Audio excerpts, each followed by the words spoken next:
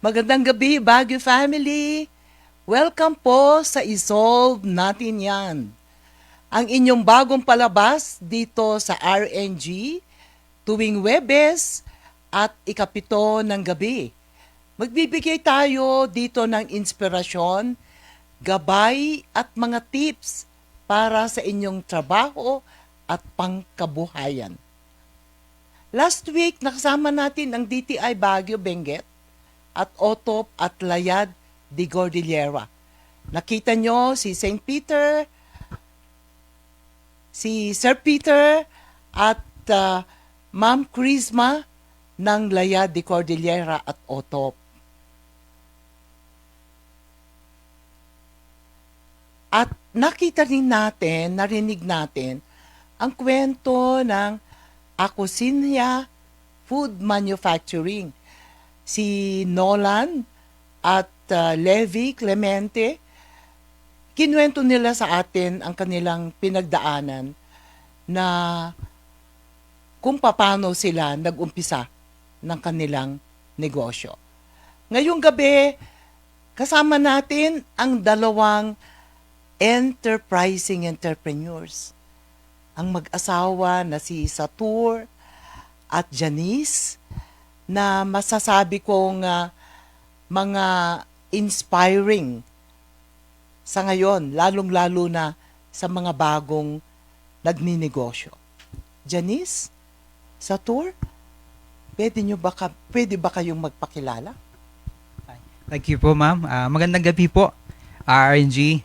I'm Satur Kadsi, taga dito po sa Baguio, and blessed to be married with my wife Janice, no? And we are here with you tonight to be a part of the interview. Hi, I'm Janice Kadsi of Gift of Grace, may bahay ni Sir Satur. It's great to be here and thank you for inviting us, Thank you. RNG, and sana mag-enjoy tayo ngayong gabi. Thank you po. Yeah, Janice, Satur, welcome. At naiintriga ako. Ano ba ang ibig sabihin ng inyong tatak na Gift of Grace? Mukhang meron kang kwento doon, Janice, sa ating Gift of Grace. Yes po, Ma'am Sol, sa kaalaman po ng lahat, ang Gift of Grace po symbolizes yung unmerited favor, mercy, and kindness ng Creator God natin towards His people, and symbolizes also yung salvation na binigay niya to redeem us through the personhood of Jesus Christ. So pinili namin ang Gift of Grace na pangalan ng company because we know our very existence and yung mga resources natin, may it be tangible or intangible, galing po sa Panginoon. And we have a purpose. Yung buhay natin hindi sa atin. We have a purpose to live, and bawat po resources na nilaan ng Panginoon para sa atin is should be utilized for His purposes. So, ang negosyo namin, lahat po ng ginagawa namin, may it be business or personal, centralized dun sa theme po na yun na Gift of Grace. Yan po, Ang ma'am. ganda. Ang ganda, Janice. At talagang ang pamantayan ng inyong negosyo ay nakasalalay sa ating Panginoon Diyos, no?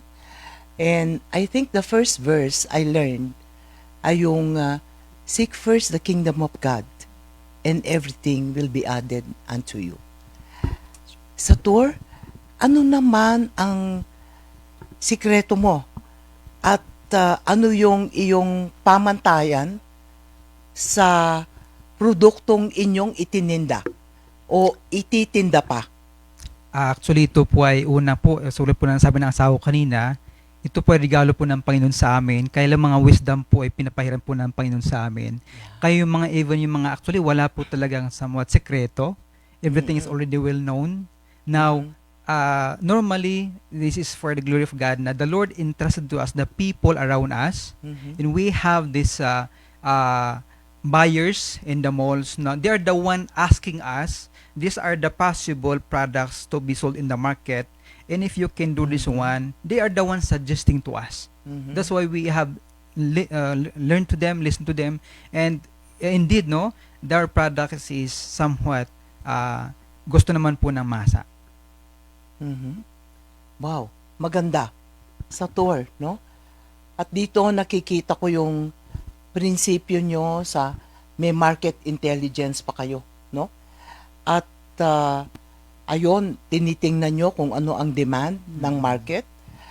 At I think even your pricing is dependent on the market, no?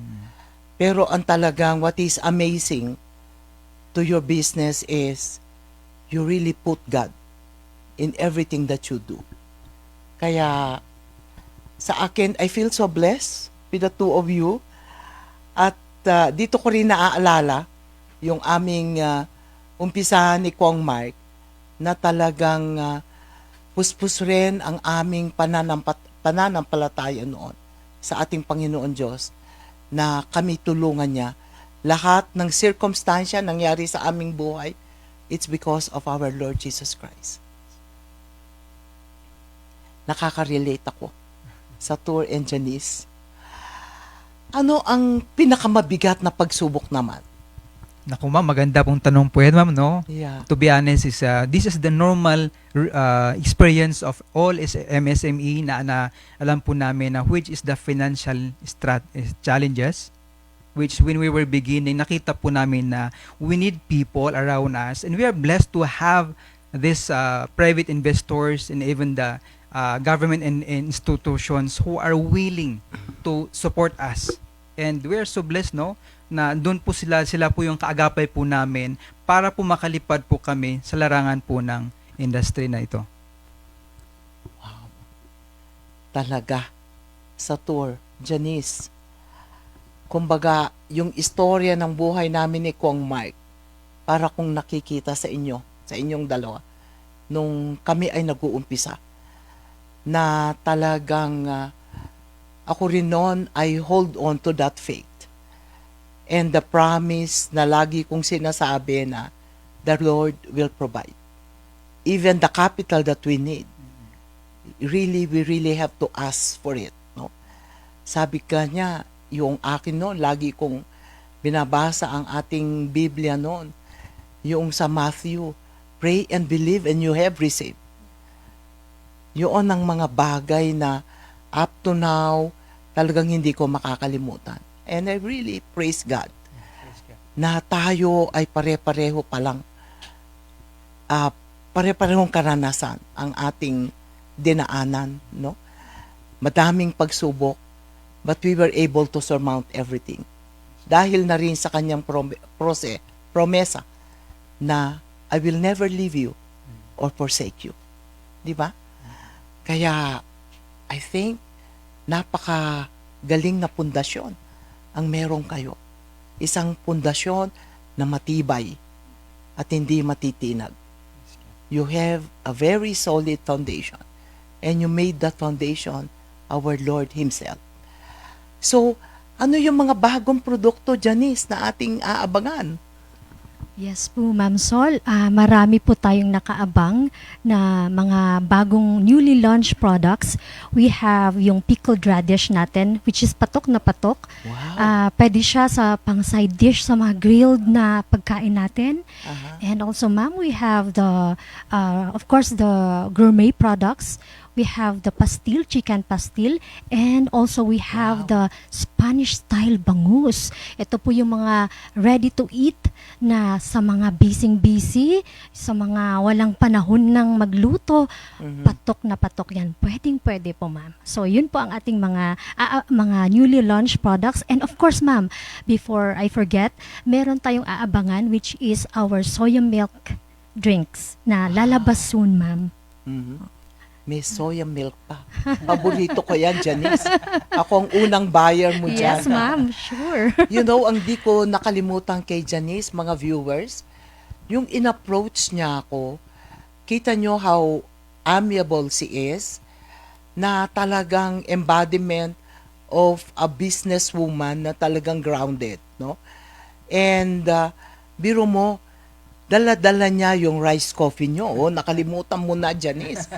Yung iyong rice coffee. So, ako naman, at that moment, parang gustong-gusto ko siya. Kasi it bring back my memory noong ako'y bata, mga 7 and 8 years old, when my mom used to prepare rice coffee, parte ng aming breakfast. Sa totoo lang, nung panahong yon, it's a poor man's coffee. Yun lang ang pwedeng ma-afford ng isang mahirap na pamilya. So, nung binuksan ko yung rice coffee ninyo, parang bumalik yung alaala na yon. It's really my humble beginning. No?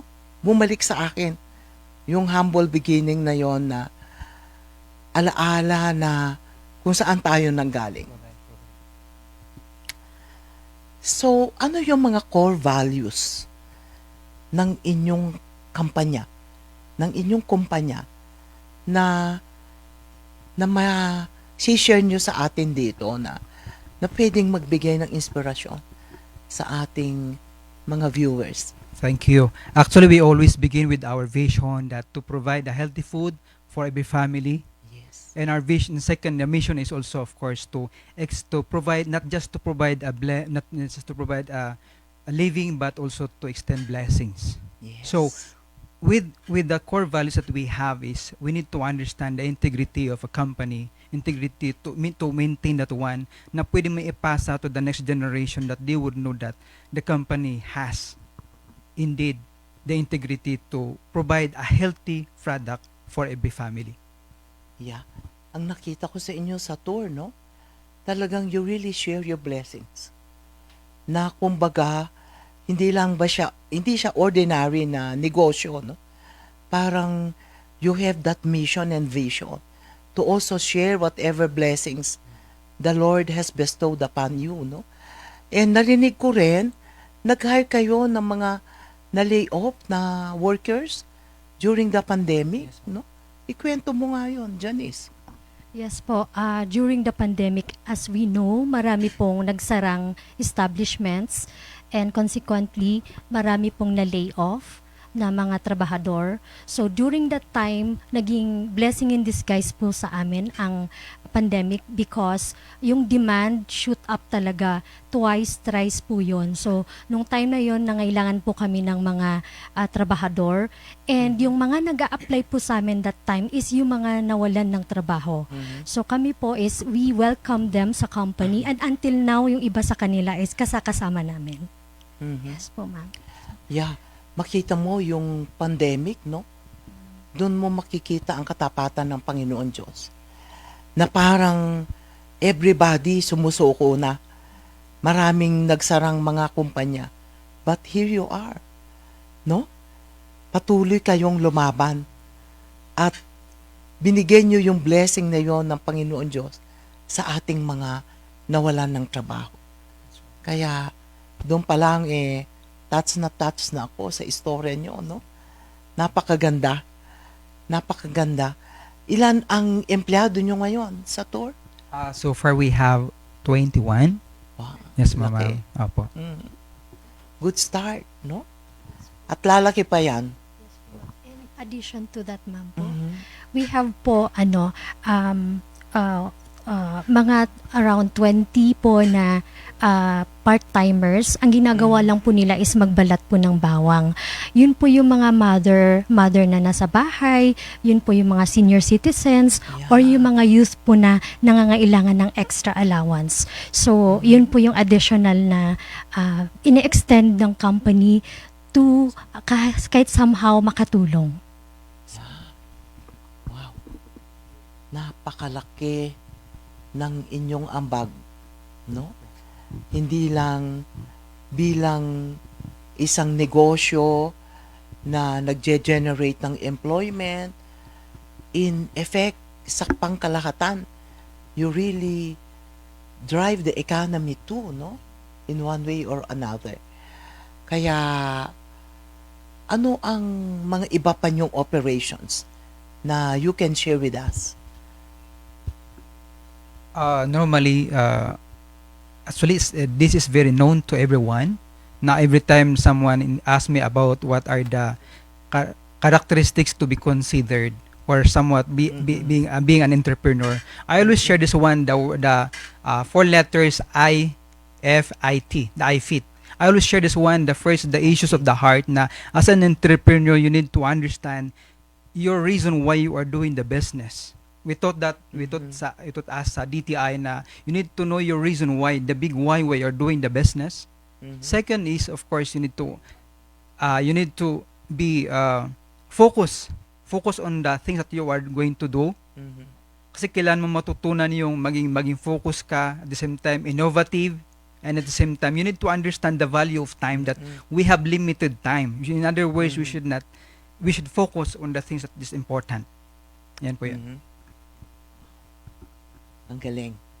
I think kung isa-summarize mo yon, parang napakagandang payo na yon, no?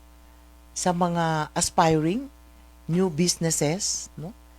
Na kailangan talaga nandun yung determinasyon, no? Nandun yung tenacity, nandun yung sakripisyo, willing to sacrifice ka lang. And I think yung mga ganitong negosyo, karamihan na nakita ko, binless talaga ng Panginoon Diyos. Kasi unang-una, inuna nyo ang Panginoon Diyos. At pangalawa, yung lahat ng blessings na nare-receive nyo, sinishare nyo rin. No? Parang on the side, nakakatulong kayo ng malaki sa ekonomiya natin dito sa Baguio. No? Kaya, puring-puri ko kayong dalawa. At talagang, kumbaga, everything that we are doing, no? Be it in business or in public service, masabi ko, kung ibibigay mo sa Panginoon Diyos, you do everything for the glory of God. No? Kaya, napaka-touching itong gabi na ito. And I didn't expect, no, na I'll be meeting you sa Tor and Janice, na parang sa akin, you have a higher end. You're not only making business just because you like to profit or you like just to earn. Hindi eh. Nakita ko you have a higher end. Sabi mo nga kanina, narinig ko, parang you have a purpose in doing this business. And that purpose really is to praise God in all the ways, in all the things that you do. At hindi lamang yun eh. Parang dito mo nakikita yung hand ni Lord in all the processes that you are doing in your work. No? And I think ibang klase. Kaya ako, I'm so touched kasi maraming alaala talaga. Marami akong relatable experiences na nakita ko sa inyong dalawa. And makita ko talaga ang tagumpay is on hand. Ngayon, meron na kayong tagumpay. But marami pang tagumpay na darating sa inyong buhay. More breakthroughs ang ibibigay sa inyo ni Lord. Kasi ganyan din ang nangyari sa akin nung ako'y nag-uumpisa. Ibinigay ko lahat sa Panginoon Diyos. At whatever we have now, it's all because of that. So, magbabalik kami, mga kasama, mga kasolvers, sa isa pang business owner din na ating i-interviewin in a while. So, mag-commercial muna po tayo, stay there, and babalik po kami para po sa ating next segment.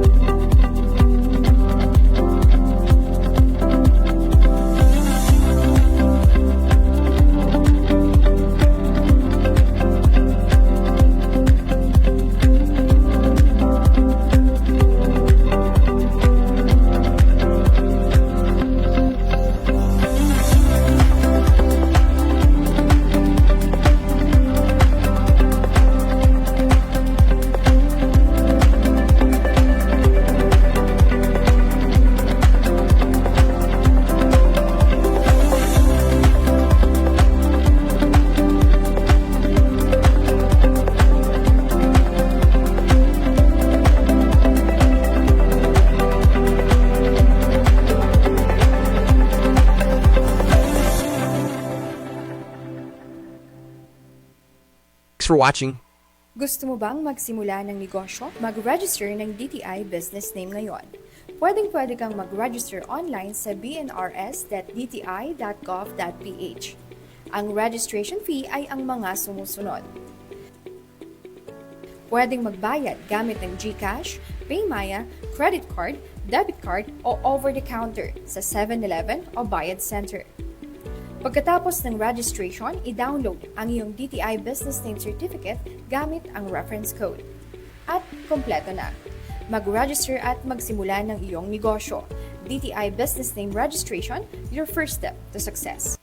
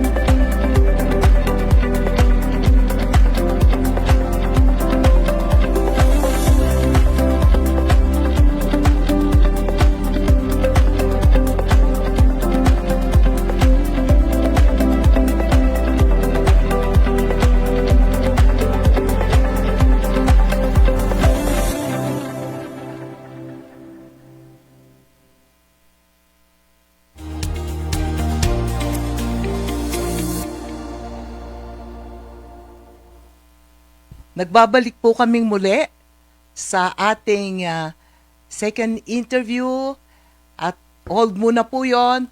Salamat Janice at Satur sa napaka-inspiring na kwento na ibinigay nyo sa amin at talagang ang partnership ninyo hindi lamang ordinary partnership. It's truly a partnership na that contribute even sa ating komunidad. Alam nyo, ang mga produkto ni Janice at Satur, makikita nyo po sa SM, Pure Gold, Robinsons, 156 branches throughout North Luzon.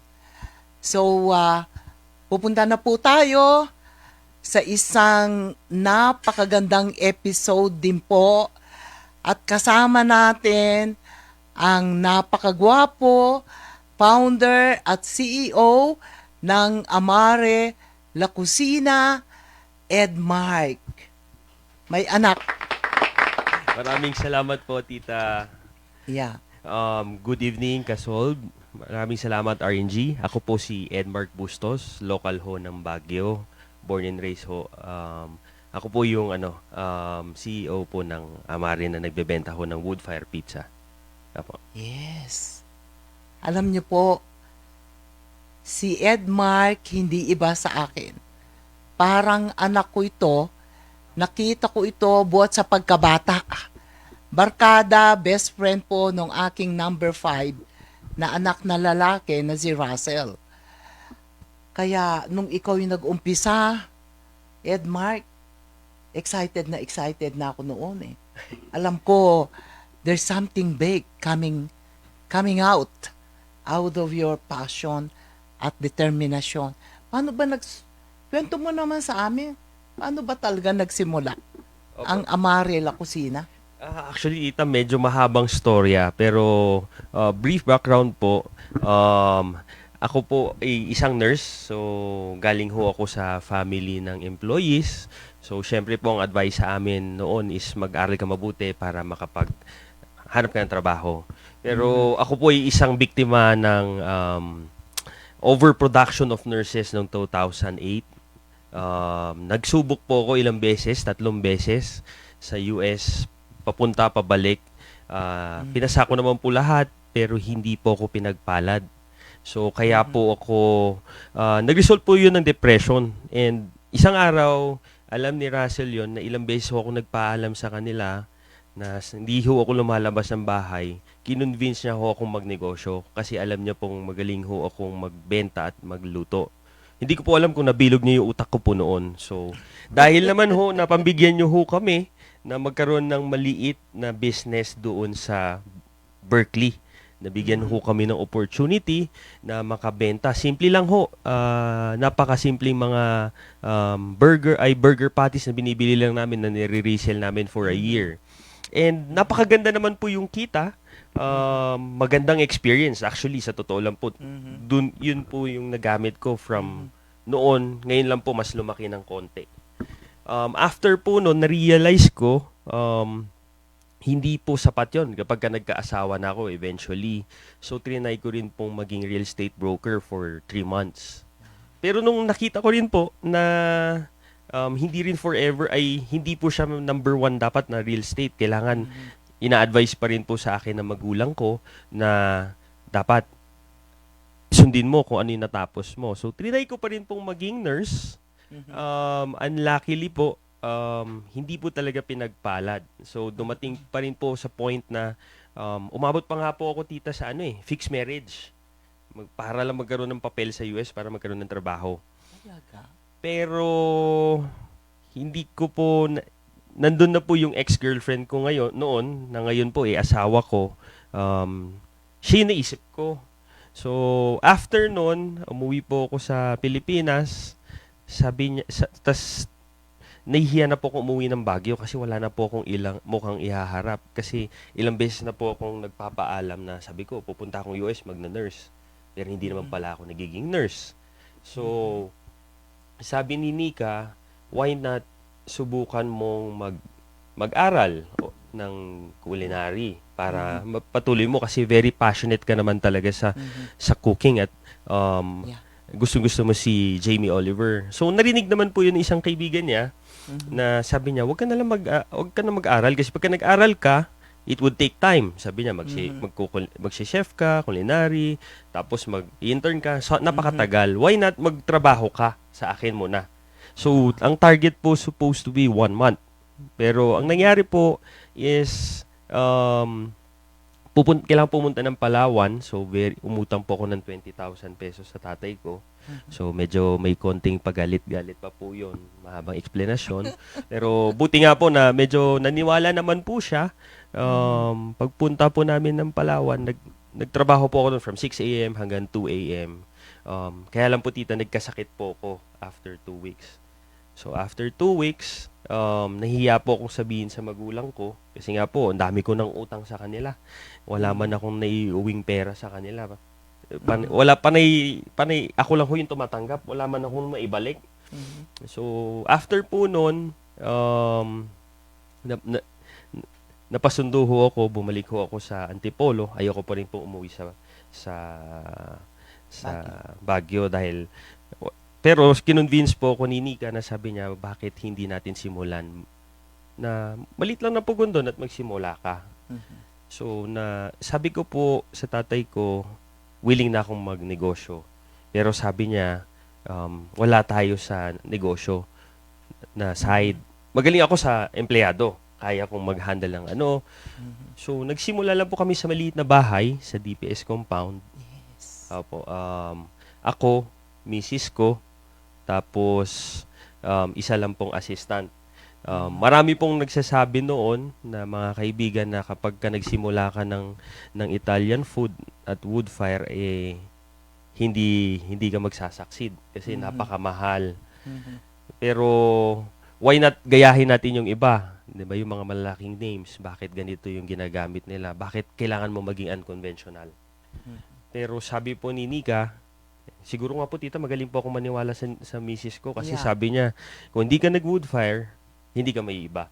Yes. So, buti na lang po, meron pong YouTube na nagturo. So, natutunan ko pong gumawa ng pugon, natutunan ko rin pong gumawa ng pizza, and then yung pag-source out din po ng kahoy. Opo, sinuyod po talaga namin yung La Union. Ako lang po buti na lang po may isang naniwalang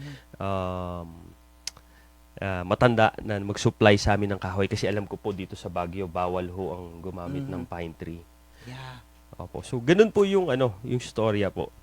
Napakagandang istorya. Napakagandang istorya, Ed Mike. Ito yung mga bagay na hindi ko alam. Ay. Basta't yung consciousness ko yung nasa DPS ka na Opo. Pero ang dami palang kwento bago mo naabot yung opening ng DPS, no? Opo, tita. Yung bahay nyo, tinurn mo, parang kinonvert mo into a restaurant, no? Few tables, yung ganon, no? Yes po, tita. Humble beginning talaga. Opo. Sa tulong nga po, sa tulong po ng Facebook, sa tulong po ng mga kaibigan Mm-hmm. na ano po kami, sumikat. Pero kasamang palad, tita, after 2 months napasara po kami.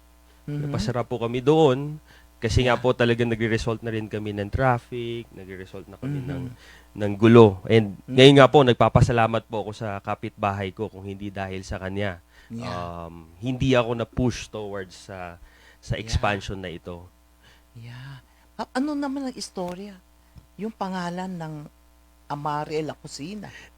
Tita, first business ko po talaga to na nag-register. Sa totoo lang po, pang-anim po ito na pangalan. Kasi syempre po, as a first-timer, punta ako sa DTI, dala-dala ko yung first 5, hindi nakuha yung pang-anim po. And which is, luckily, nung ginugol po pala ni Nika yung Amare La Cucina, which means to love the kitchen. Mhm. And accidentally po, naging pangalan na rin po namin palang initials yun.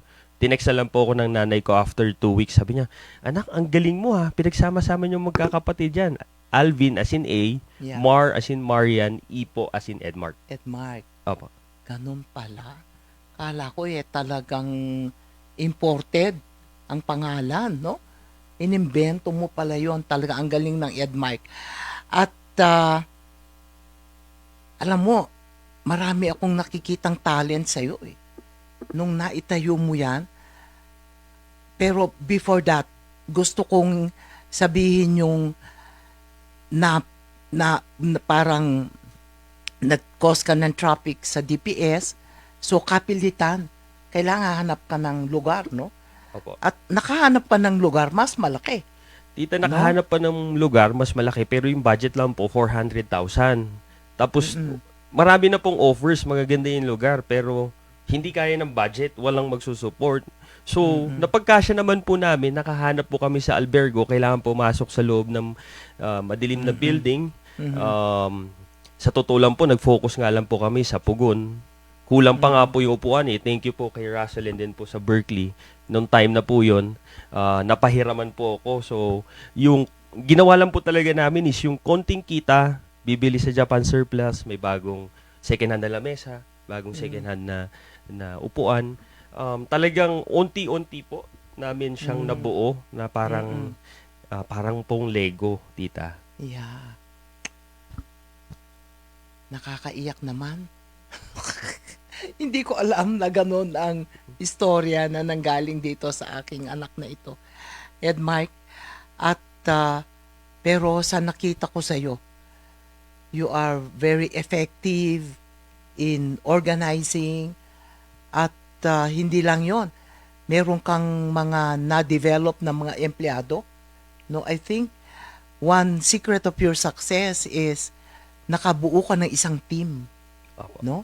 In spite of all those limitations, buhat sa maliit, pumunta ka sa malaking lugar, pero yung mga tao pa, napakapalad mo rin to have those kind of people na parang nabigyan mo sila ng inspirasyon.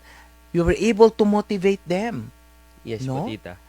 So anong sekreto? Talagang CEO ka. Hindi lang basta founder, CEO talaga. CEO po. Ano po, tita? Basically po, talagang very hands-on. Sa totoo lang po, yung mga pizza makers po namin, mga galing talagang probinsya, mga magsasaka sila.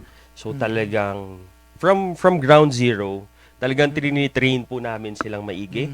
Pinapaintindi po namin sa kanila yung kung ano tong pagkain na to, anong klaseng keso ito. And talagang binibigyan po namin sila ng opportunity na magkamali at matuto. At kasi po, eventually, sabi ko naman po sa kanila, hindi naman kayo forever na magi-stay sa akin. Ang gusto ko is matuto kayo sa akin na makakatulong pa kayo sa pamilya ninyo and then sa community po. Pagkaganda. I think mahalaga yon sa bawat negosyo na talagang hindi ka lang nakakatulong, no? At iniisip mo rin yung kapakanan ng iyong mga empleyado.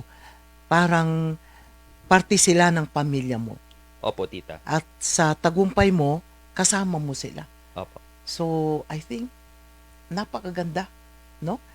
Yung isang nurse, ngayon CEO, magaling pa doon sa mga talagang well-seasoned na CEO. Edmark, ha?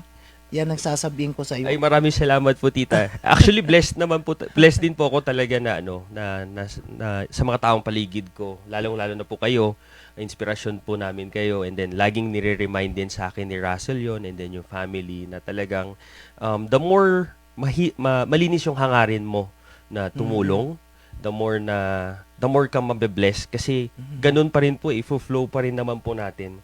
Kung ano po yung binigay sa taas, ipamahagi po natin. Yeah, tama. Tama yun. So, alam mo, noon, isa pang magandang customer attraction mo, yung merong pinatatry mo yung mga customers mo. First hand. Opo. No? At doon sila, mga bata, matanda, nagmamasa ng dough. Opo, tita. So, magandang marketing strategy yon, ha? Actually, tita, aksidente po yun. Aksidente yun. I think, isang key point po yun na kapag ka nagsisimula ka, nakikita mo kung ano yung kailangan. Napansin lang namin yun na very uneasy po yung mga bata na nag-aantay ng pagkain. So, kapag ka tinatawag po namin silang gumawa ng pizza, natatagalan yung pagkain, pero natutuwa sila. And then, eventually po, magpapasalamat yung mga magulang kasi sabi nila, alam mo bang tong anak ko na to, ang hirap-hirap pakainin. Pero simula nung pinagawan mo ng pizza, naintindihan na nila yung proseso ng pagkain ng pizza at nakakain nila. So doon po, tita, talagang naging aksidente na naging marketing strategy po. Yeah. At automatic, babalik sa'yo yun. Opo. Kasi gusto mag-practice ulit. Opo, tita, Diba? yung iba nga po nagko-complain. Sabi nila, mas napapamahal na raw yung Jollibee ng Sunday. Okay. Kasi nag-aamari na raw po. Pero at least natutuwa po sila, naintindihan ho nila yung process, yung importance ng paggawa ng pagkain. Opo. Alam mo, hindi lang yung mga empleyado mo ang na-motivate mo, na-empowered mo, no? At pati mga customer mo, no? And I think part of that, kaya maano ka sa mga customer na naging attractive ang amare dahil hands-on ka, lagi kang nandoon na tinitingnan talaga even the needs of your customers. I think yun ang isang ingredient of success Yes po. na nakita ko sa iyo, Edmark, no? At meron ka ring isang outreach program na you even did initiatives on our local farmers. Yes Pwede po. mo bang ikwento sa amin yon? Actually po, tita, talagang si Amari naman po is really makabagyo na kung ano po yung products. Yung ginawa po talaga namin dito was tumutulong po talaga kami sa mga farmers, dumidirekta kami. Inaalam ko po kung ano yung mga nasisira na nila. So there was one time na every week 1 ton of cherry tomatoes po pala yung nasisira. So, tinawagan po ako, nakausap ko po yung mga farmers, and then yung SADAR. So, na-force po akong gumawa ng menu specifically for that kamatis. So, nangyari naman po, luckily, binili ko po lahat yung 1 ton, ginawa ko pong confit, tapos distribute ko po sa lahat ng branches. Tapos, nag-post lang po ako sa Facebook ko, and nakakatuwa naman po, lahat ng mga regular customers and at the same time mga co-restaurateurs, actually mga hoteliers din po nag-reach out sa akin kung paano ba nila matutulungan yung farmers. And then itong mga farmers, very thankful po sila na yung 2 months na 1 week na 2 months po na imbes na masasayang po yung cherry tomatoes po nila, at least na-save po. Napakaganda. Napakagandang output yun, ha? At naging maganda ang resulta. So, na-share mo rin ang blessing mo sa mga farmers natin. Opo. Especially siguro during the pandemic yan, no? Na talagang maraming produkto na hindi natin na patronize dahil nga sa pandemic. Pero because of that, yung initiative mo naging model Opo. to other restaurants, to other food businesses na they follow. Pinalo nila yung ginawa mo para sa ating mga local farmers. Naku, thank you. Kaya nag-survive. I'm sure yung supplier na yon ng cherry tomatoes, no? At ngayon, number 1 na ano mo yon. So, ano ang core values ulit ng iyong negosyo? Edmark? Actually, Tita, ang core values po talaga namin is, number 1 talaga sa amin is, if you take good care of your employees will take good care of your customers. So, kasi mirror image naman po yun eh. Kung ano yung ipapakita talaga. And then number 2 is talagang we always listen to our customers. Kung ano yung mga kailangan nila, ano yung dinadaing nila. Mas ramdam po nila yun eh. Automatic na kapag ito na-request nila after a few weeks na ilabas na namin, ito yung complaints, naibigay na po namin sa kanila. Talagang meron ka pang customer satisfaction, no? Magaling. At kung babalikan mo ang iyong journey from the start, Edmark, ano ang bagay na masasabi mong maipagmamalaki mo? Sa tingin ko po, may pagmamalaki ko po is at least ginawa ko siya. Yung ginawa ko yung first step to Yeah. take the business. Kasi sa tingin ko po, kung hindi ko po siya ginawa, wala po ako ngayon. And kung wala din po yung nabasa ko na yung gusto mong tumulong sa ibang tao, wala din po ako. And very thankful po talaga ako dun sa yung kasabihan po na BTS, yung believe, transform, and then surrender to God. Yes. Yeah, napakagaling. Parang si Janice din, no? At sa tour, pareho kayo ng istorya. Nakaka-inspire na istorya na kumbaga, if you share your blessings, at hindi ko talaga makakalimutan nung nawala ka sa DPS. Yun ang kumurot sa aking puso, Edmark. At doon ko, yung pala yung magiging breakthrough mo, na from that small house, nung napaalis ka doon, you take that negativity into a positive thing. Naging challenge sa'yo. Hindi ka nag-give up. Kumbaga, lalo mong pinagbutihan. I think itong pagkamit mo ng tagumpay na ito ngayon, yung 20,000 na pinahiram ng tatay mo noon, bawing-bawi na yon. Siguro, pinalitan na ni Edmark yun ng 20 million Sana po, tita. kay daddy. Di ba? Hindi lang yun. Kaya, narinig po natin, mga kasolvers, ang istorya ng big dreams, nangarap, and humble beginnings. So, abangan nyo po kami next week, mga kasolvers, at marami pa po kaming maibibigay sa iyo na mga success stories. At itong mga success stories na ito, continuously na magbibigay sa atin ng mga inspirasyon, gabay, at tips sa ating mga nag-uumpisang negosyo. So, magbabalik po kami next week. Huwag niyong kakalimutan, antabayanan niyo po kami at marami pa po kaming in store for all of you.